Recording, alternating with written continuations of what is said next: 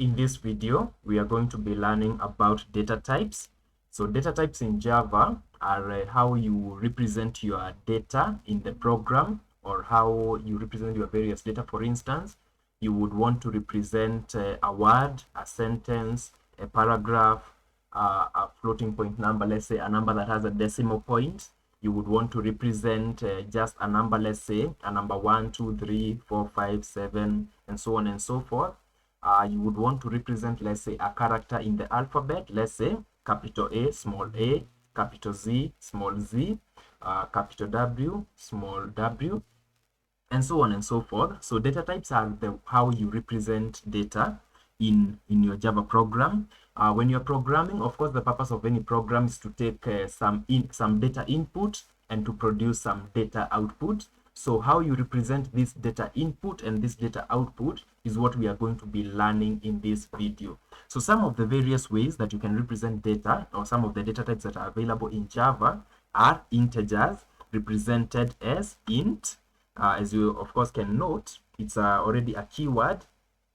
It's a reserved keyword, int. So for integers, you use them to represent such characters. Normally natural numbers, for instance, the number 1 or the number 2 or the number 3 or the number 4, basically numbers that do not have decimal points.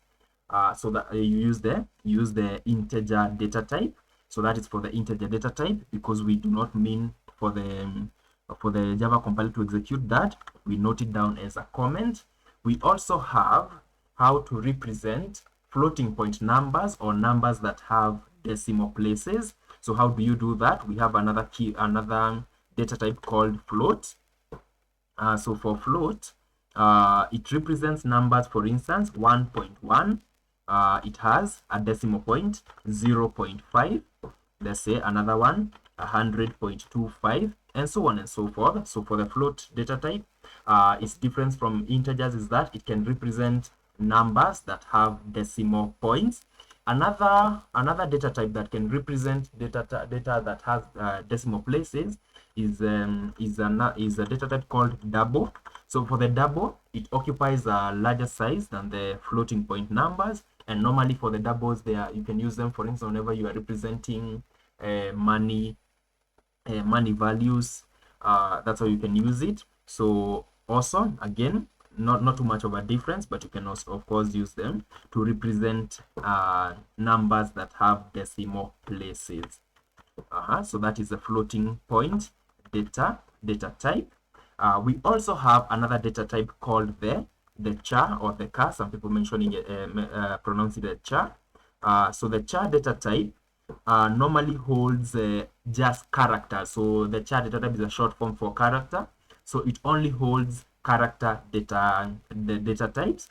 So for instance, if you wanted to represent a character in the alphabet, for instance, the character A, you would use the char data type.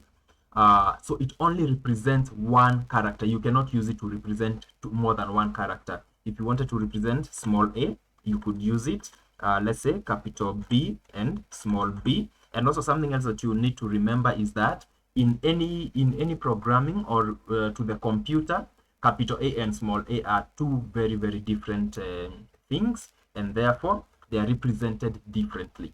Do not make that mistake to assume that they mean the same thing. The other data type is the string data type. So while the character data type represents a single character, a string data type represents multiple characters. So the string data type is used to represent multiple characters. It can represent a word, it can represent a sentence, a paragraph, and so on and so forth. So for instance, if you wanted to represent, let's say, Java is a great programming language, we would represent it using a string data type. Again, let's comment that out and learn another data type. Another data type is called the boolean. So for the boolean data type, this is a special data type that normally represents true or false values. For instance, when your program is executing, it can either return, let's say, a true or a false, meaning true to mean, let's say, just as an example, a correct result, and false to mean it is a wrong result. So for this one, for the boolean, note it down. It means it represents true or false values. And again, true and false are reserved Java keywords. So another data type that you may want to note is a long data type and the short data type. Normally, for the long data type, let's indicate it. We have the long data type. So for the long data type, it is used to store whole numbers, but it normally has a bigger range than the integer. We also have the byte data type, which has a shorter range, also stores whole numbers, but basically stores like 256 of them. So it's not very large as compared to the integer. So that is the long data type. We also have them. We have mentioned the byte data type. There is the byte data type. We also have the short data type. Also stores about 33,000 characters or numbers. So it not compare when you compare it with the integer. The integer of course stores a larger values. So these are some of the basic data types that you are going to be encountering in your Java programming. There are some, these are called the primitive data types. Primitive to mean they are intrinsic in the Java programming language. There are other non-primitive data types, for instance, arrays and others that we are going to be learning later and how they are used. So for the arrays, this one we call them the non-primitive data types.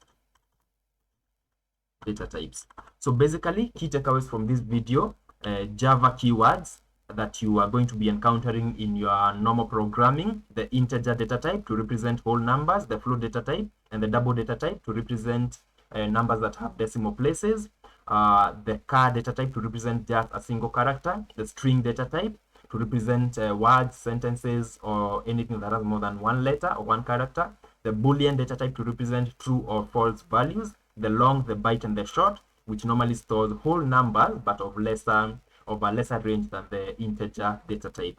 Thank you very much. Keep learning and enjoy.